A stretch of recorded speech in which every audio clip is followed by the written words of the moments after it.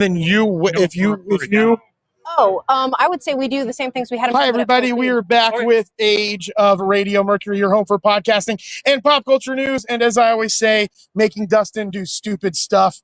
And I'm very excited about that stupid stuff.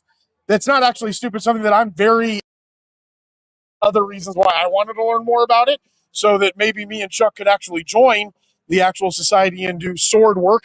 But I have two amazing people next to me from the Phoenix Historical Swordsmanship Society of Arizona. What's it called? Awesome. So we are the Phoenix Society of Historical Swordsmanship, and we do historical European martial arts. Fantastic. So what does that actually mean? Well, let's break it down into the 4 words. So it's historical, which means we recreate things from actual historical manuscripts. So with these guys, our long swords, we work from a 14th century manuscript written by an Italian knight named Fiore de Liberi to figure out what he actually did, how they actually fought. Now, it's a European martial art, so there's the Europe part, and that's where we're working with most of our manuscripts. So this is an Italian manuscript. We also work with systems from Germany, France, all sorts of different places. That's cool. And it is a martial art, so we actually spar and we fight with these weapons. That's when it's going to get fun, when not only do we get to see them spar, but we're going to make Chuck and Dustin spar, and hopefully they don't get hurt, but it will look hilarious. I'm thinking, at least Daryl said that it was going to be hilarious a little bit. Okay, fantastic. So what is your name? My name is Danya. Danya, and your name? I'm Jim. Fantastic. Jim and Danya, how long have each of you been doing this? We'll start with Danya. I have been fencing in some capacity for 25 years and HEMA for about 12. Wow. Yeah, I also started sport fencing as a kid. I've been with the Phoenix Society for about 11 years now. That's cool. So what made each of you want to get into doing something like this? I mean, swords are just really fun. That's true. We really enjoy the sword fighting, but it's really great because there is a historical and a sort of nerdy component to it. Yeah. So I like to call it Fight Club for history nerds. Nice. Oh, yeah. And what made you want to get into it? Well, I'm sure everybody's read or watched The Lord of the Rings, right? Okay, yeah. So, you start sport fencing and then you see these. Who doesn't want to try it? Come on. Yeah, that's a good point. But you guys also, these are wooden, I think. Yes, these are wooden. But you also do don't you guys sometimes do full dress and with metal? Well, if you come visit us at the club, we'll kit you up in modern gear and you're going to use steel. We do also do a lot of armor work, some of the actual historical clothing and armor. Yeah. You guys did a performance earlier today. Was that in all of the armor as well? No, that was just in our basic modern kit. It's a lot more comfortable to move in. Armor is really heavy and it's really hot. Really hard to do good armored fighting in the desert, but you can do it. Yeah. So again, we're out here at Tempe FanCon at Tempe Public Library. This is our second year of being here, but our first year of having our full setup and all of the thousands of people that I started hiring to help do this for some reason, to make it even better for all of you to be able to do little fun things like we are going to see here in a moment. I have a few more questions for Danya and Jim. Yep. Jim. Okay. All right. So next question that I have. So how long has the Historical Society been? Like, this is just a chapter of a larger historical society. How long has that been around? So the Phoenix Society has been around now for about 15 years. Oh, gosh. And the overall sort of movement for recreating historical European martial arts, probably about 18 to 20 years. Okay. Fantastic. Okay, so I'd love to see you guys do a little demo here, which will look much better than the demo that we're going to see later with Dustin and Chuck. And see, Jim just agreed it's going to look much better than the demo that we're going to see later with Dustin and Chuck. But if you want to go over what you guys are going to do, and then I'll give it over to you guys to do the demo.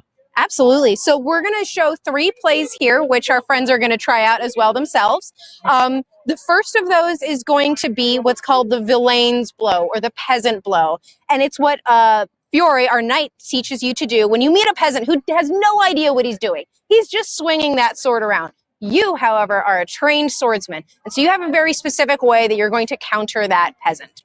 The second thing we're going to do... So real quick. So for the peasant blow, it's kind of like because the peasant's probably like flailing it. So this is specifically designed for Dustin being a peasant, coming around, waving a sword. This would be able to disarm him. Everybody knows how to hit hard, right? Everybody knows how to.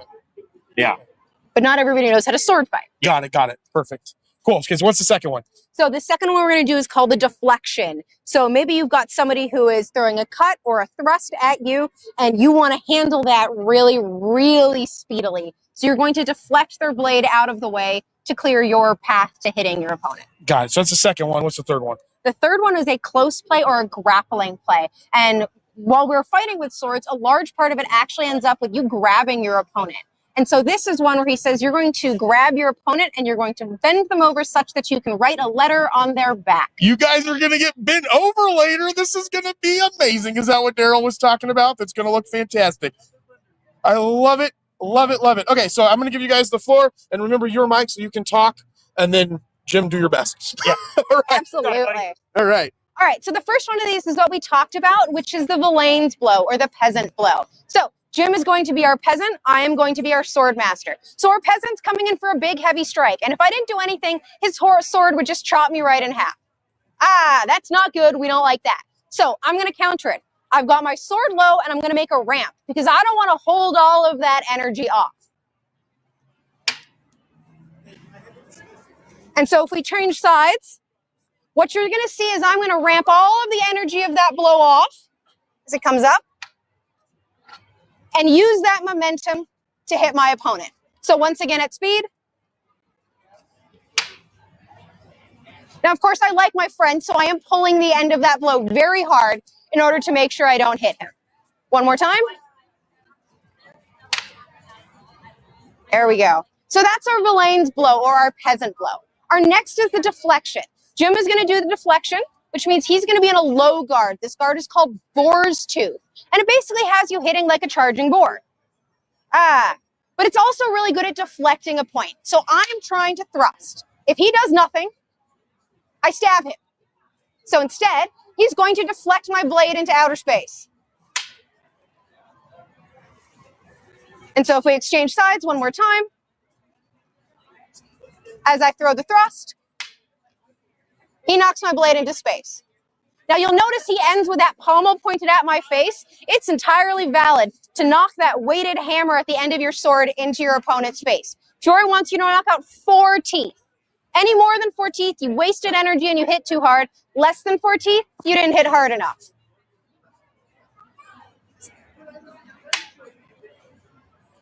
Our last is a grappling close play. Do you want to do it? Do you want me to do it? Yeah. Okay. Looks bad. So we're going to meet in what's called a bind. Our swords have connected. We now have to do something from this position. I'm going to take my backhand off the sword. I'm going to go to his bicep. And then I'm going to fold him over at the shoulder. And this is when Chuck bends Dustin over. And so if we turn around and change sides, that's going to look like this. We meet. I take my hand off. I go for a bicep wrap.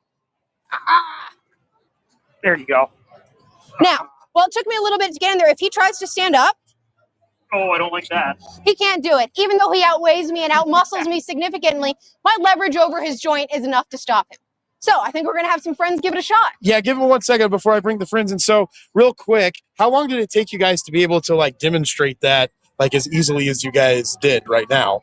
I mean, that was pretty smooth. Probably a couple of years, maybe, but Yeah. we've been doing this for a while. But honestly, the basic sparring stuff, I find most people show a lot of improvement in even just 6 months. Yeah. You know? That's cool. So, all right. So we are going to have Dustin and Chuck do everything that we just saw.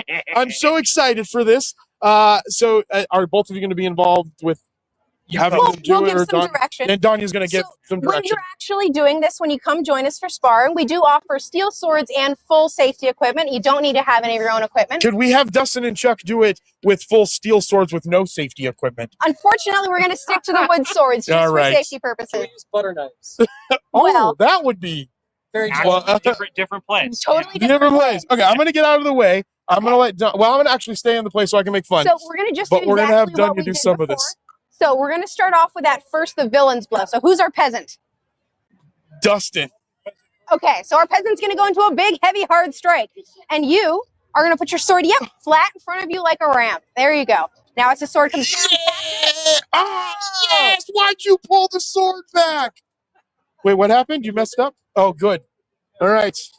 Now you be the peasant. Love this one.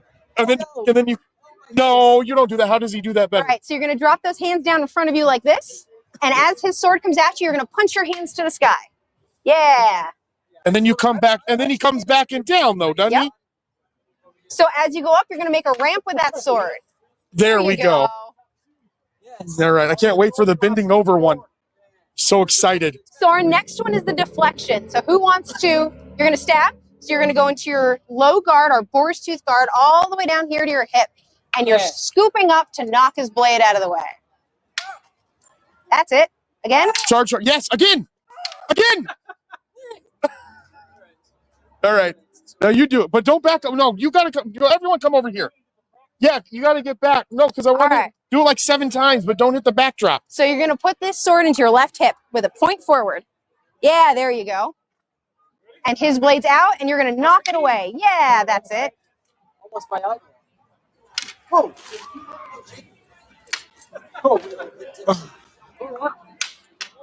So start out with your sword loaded. There you go. Point it forward. That's it.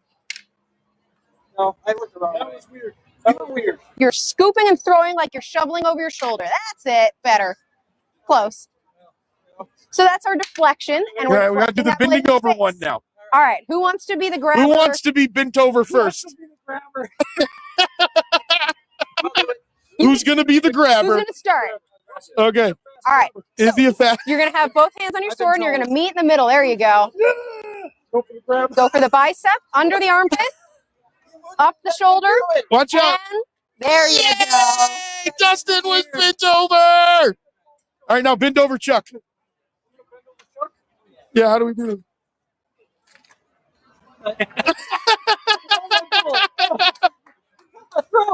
All right.